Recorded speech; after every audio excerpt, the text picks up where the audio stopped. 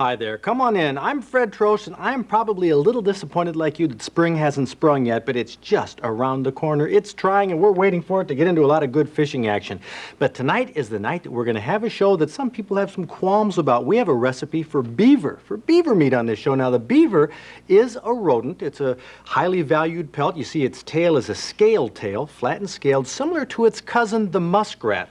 The muskrat, of course, has that long cylindrical scaled tail. It is a rat, it's a rodent, but they are very important animals commercially for trapping, and believe it or not, they are good to eat. We're going to prove it in just a moment, so stay tuned. It's Thursday night, time for Michigan Outdoors. From the rugged shore and woodlands of the north, its history of copper mines and iron ore, the Great Lakes fisheries. To the farmlands of the southern counties, we'll look around again at all that waits the sportsman in the state of Michigan. And sometimes when the moon brings out the diamonds in the snow, and the stillness of the forest lies encased in Arctic cold, the wind might whisper through the trees, listen if you can, it tells you of the beauty in this state of Michigan. Beaver have really created a lot of problems in the last few years, all over the state, particularly in this area. Well, mostly in the northern two-thirds of the state, Bob. In the UP, of course, there's a big problem with them now, and through this area where we have a lot of people moving in, people are less tolerant, beaver populations are high, and we've had a tremendous amount of damage. One senator has even talked about introducing a bill to put a bounty on beaver in some areas of the Upper Peninsula. That's right, and Wisconsin already has a bounty on them that varies from season to off-season. What are your feelings about that?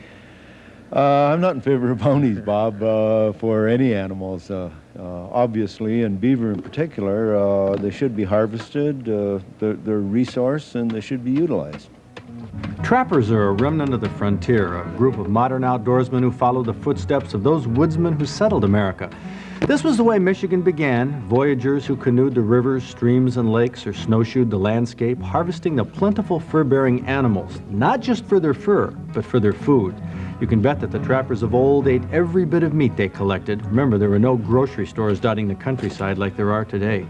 And while trappers today are highly regulated, they pursue animals, primarily rodents, that don't regulate themselves at all. Muskrats are the most prevalent mammal in North America. They're found from the Arctic Circle to the Gulf of Mexico, from the Atlantic Ocean to the Pacific.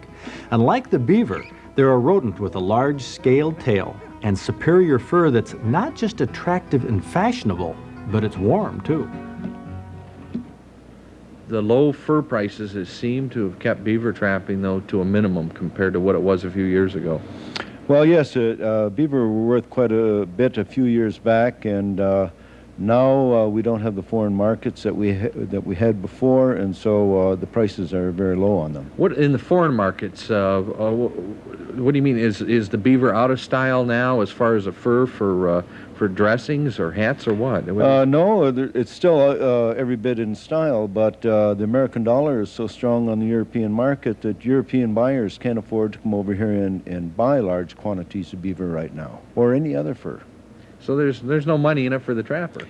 There's no money in it for the trapper. Most of the good trappers are out there for the recreation.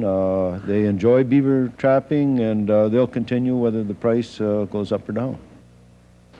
Why do you enjoy trapping so much, Elof? It's been a big part of your life.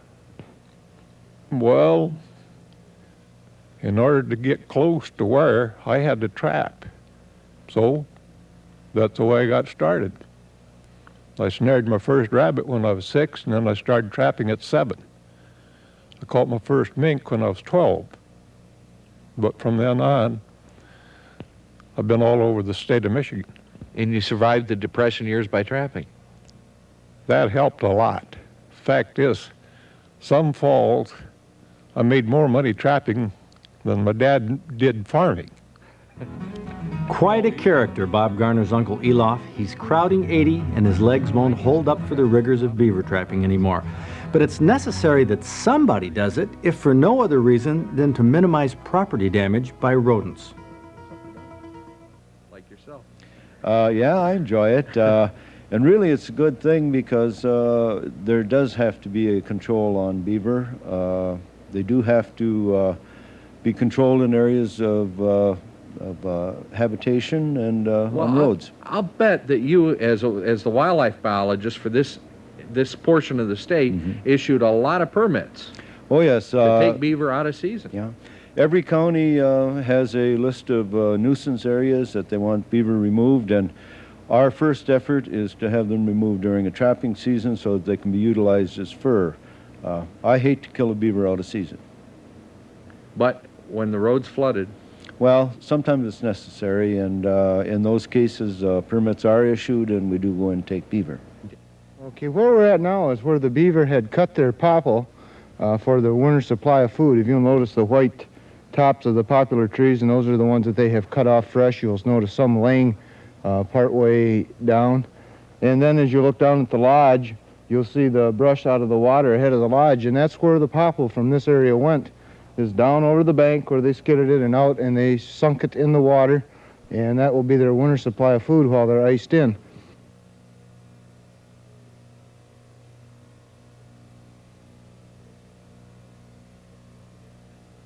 Okay, what we have here is a good active beaver lodge, and we can tell this by the air hole that's coming out the side. We see the frost area there around the hole. That's where the beaver are inside the lodge, and the heat is escaping and they're breathing out, and that's where their air comes in for their lodge in the chamber that they're in.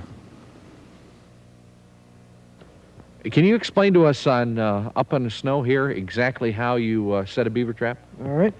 Bob, there's a channel underneath here, which is something like this. All right, we'll take our conibear, we'll set that right in the channel. Take off the safety forks. Generally, I take them off ahead of time. The next thing what we want to do is we want to anchor the conibear. We take a stake, place it through the ring here on each side and push it down into the mud or sand, whatever it is. Then we block these places here to make sure that there's no room for a beaver to swim through. Trapping rodents is not easy, no easier now than it was 200 years ago. These creatures are survivors in the wild, and what nature doesn't provide them with intelligence, it provides them with sheer numbers and reproductive capability. The traps for most of our water rodents are set underneath the water. The jaws of the traps are powerful and quickly grab the animal for a certain and immediate end. As for the allegations of cruelty, well, to swiftly squeeze the life from a critter in order to use its pelt and its meat seems no worse than leaving hawks, owls, foxes, coyotes, minks, or weasels to prey on these aquatic rats and beavers. When you think about it, natural predators only eat the meat. They don't even utilize the fur. You told me one time about a dam over near Alpena that you saw that was kind of a big outfit. Yeah, it was over half a mile long, and the beaver house itself stuck out of the water at least 12 feet, and it was 24 feet wide at the base, and it was down in the water 6 feet besides that. How many beavers does it take to create something like that? I would say a dozen at least. Did you trap that particular area? Yes, I did. How'd you do? Oh, I caught a few, but not all of them, by no means. We're also trying to live trap some beaver and move them into areas where they're not so much of a nuisance. Well, how's this going to finally wind up in the next 10 years? Are the beaver populations going to rise up to where society can't tolerate them, or what do you think's going to happen? Well, I think fur prices will fluctuate, and if the price comes back up, we'll get a lot of trappers out, and it'll tend to control it. I don't think we'll ever go back to the point where we don't have nuisance animals, and we'll have to have a nuisance animal program. So the beaver in Michigan is on the rise? Definitely the population is high right now. A story as old as nature, small rodents of the natural world burrowing, digging, making dams, causing floods, and reproducing as quickly as man or natural predators can trim their numbers. A story that is highly misunderstood, but a very natural and traditional part of Michigan outdoors. Well, beaver trapping, in fact, trapping of all types, is an activity that doesn't really beckon too many people. Neither do recipes for the things they trap, but we're going to have a recipe for that beaver that you saw trap coming up just towards the end of the show. It's going to amaze you. It tastes like turkey, believe it or not. Right now, trophy fish are hard to come by, but we did have a few to pull out for the trophy book. On the first page of tonight's trophy book is a fish that doesn't have much visual appeal, but its taste is tops by those who have tried it. It's a freshwater codfish. We call it a burbot in the Great Lakes. This one is 7 pounds, 11 ounces, and was caught a year ago this weekend by Tom McNeil from Traverse City. He caught it up in Grand Traverse Bay on a minnow. And here's a harbinger of spring to anglers. It's a white sucker, one of the first of the year, also caught last year this coming weekend. A reminder that if Doug Parker from Grand Rapids could catch a 5.5 pounder last year at this time, it's worthwhile to get out on the Grand River or your favorite sucker stream and give it a try. A few weeks ago, look what Shirley Woods from Delton got in Elk Lake up in Grand Traverse County, a 27-pound Great Lakes muskie taken with a spear. Cheryl has a nice smile, a nice fish, and carries the honor of being our Michigan Outdoors Master Angler of the Week. Bob, let's take a look at some letters in our mailbag. Here's one for you. Fella wrote in and said, last fall I was salmon fishing in the Cass River in downtown Frankenmuth when I noticed something wiggling in a pile of rocks next to the breakwater.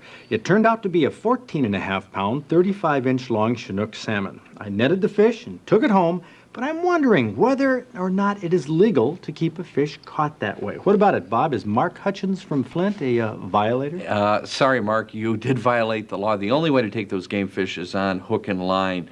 And even if you caught it by hand, which sounds pretty sporting, you could not keep that fish. It has to be caught on hook and line. If you use a net, it has to be used to net a fish that is on a hook and line. That's right. We've got this letter for you, Fred, from Larry Hewitt from Milford. It says, recently a pike spearing friend and I were discussing the number of lines a fisherman could use. He said that he threads his live decoy on a line with no hook. He said this allows him to still set 2 tip-ups. I am suspicious of this interpretation of the law.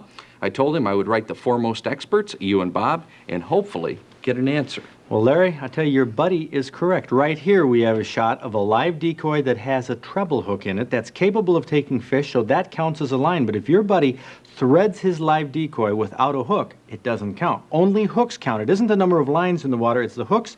A spear doesn't count as a line either. That is kind of surprising. I don't know if we're the foremost experts, but we've been through that one before. That's how we learned about that. Sort of looks like beef, doesn't it, Kathy? It does. Smells like turkey. It smells like turkey. That's the amazing thing. This is the beaver that was trapped, that you saw earlier in the show, that was trapped under the ice. The hide is on its way to a fur sale. But this meat is amazingly good. I was surprised. Just eating it this way. I mean, we found a number of people who smelled it and tasted it once they got past the fact that it's a rodent. Right. It is a rodent, but you know, most of the meat comes off of the back legs right here. What we had to do to this beaver before we could cook it, because of the amount of fat on it, was to get the meat off the bones and get the fat off of the carcass. See, it's quite actually a beaver is the largest rodent that we have in this state. But the fat over the back needs to be removed, and there's lots of it, but it's not just on the outside. Similar to the way beef is marbled, and there's intramuscular fat, there's fat within the meat of the beaver, which is why we boiled this. First of all, you soaked it in milk, and it neutralizes everything. Milk and a little bit of garlic, and then we boiled it. And boiled it and boiled it. Boiled it and boiled it and boiled it. All the fat came at the top. Right, and took the fat off and separated it, and there it is, the Sloppy Joe meat. Lloyd Service of Lansing is a fellow who has this, this recipe, told us how to cook this, and we are going to add to it. Onions, chopped onion. We're going to make Sloppy Joes out of this, and it's sort of a shame to do that You can do this with bought and barbecue sauce, but I think it's too smoky. It's got liquid smoke. Well, we add a little bit. You add some mustard in there. I'm going to add a couple drops of liquid smoke. Just a little. 1, 2, there, that's plenty right there. That stuff is powerful. A little bit of Worcestershire sauce. And a couple drops of Tabasco sauce. Yeah, you don't want to add too much because this, like I said, the beaver does have a taste like turkey, but I don't know. Turkey isn't strong, and I don't think this is either. Put a little salt and pepper on here, like that. Now I think we're going to have to add a little more liquid. You think, Yeah, Kathy? just a little bit more ketchup, maybe. Okay, now while you work on this and we get this prepared, we'll cook it like Sloppy Joes, and we'll serve it in just a second. But before we do, let's take a look at the question in this week's outdoor quiz. Question is, what percentage of hunting accidents are self-inflicted? The answer might surprise you. A survey of nearly 5,000 hunting accidents during a 3-year period showed that 31% could have been avoided because they were self-inflicted. This is one of the more amusing moments here. We have a bunch of folks here who came here to Agriculture and Natural Resources Week at Michigan State, came by to see us tape Michigan Outdoors at the Michigan Outdoors Cabin. How's it taste, fellas? Good. Pretty good. Pretty good? The look on his face was great as he was eating this. How about you guys? It was Tastes pretty good to good. me. What does it taste like? Turkey. Turkey. Turkey, doesn't it? Mm-hmm. Did you actually have a bite? Yes, I had 3 bites, and it is good. I don't believe it. Amazing stuff, isn't it? Yeah, it's not too bad. Now look at this fella came here with his Michigan Outdoors Club button on his hat. We're going to have to get you fixed up with a hat with a patch. I wish you We'll would. get you one in just a minute. In fact, we have pledge break coming up here for many of the stations that are on the PBS network. It's a way people can get those hats. But all of these people who are here on the program tonight will become members of the Michigan Outdoors Club and receive our Outdoor Digest, which you can receive. It has all the recipes. Kathy did a great job on this. And Lloyd, sir, Bob, we got to find out what Bob thinks. Super. It's great. It's almost gone. Right. Such a surprise. Right. Fix me another one. Why do you enjoy trapping so much, Elof? It's been a big part of your life. Well, in order to get close to where, I had to trap. So, that's the way I got started. I snared my first rabbit when I was 6, and then I started trapping at 7. I caught my first mink when I was 12. But from then on, I've been all over the state of Michigan. And you survived the Depression years by trapping. I made more money trapping than my dad did farming all year. Jeez. Why do you still trap, though, Elof? It's not a monetary thing. I can assure you that, and you know it better than anyone else, you're probably losing money on your fox trapping anyway. Yeah, but it's still fun to try to outwit them. If you ever start trapping fox, you're going to learn a lot. You're going to learn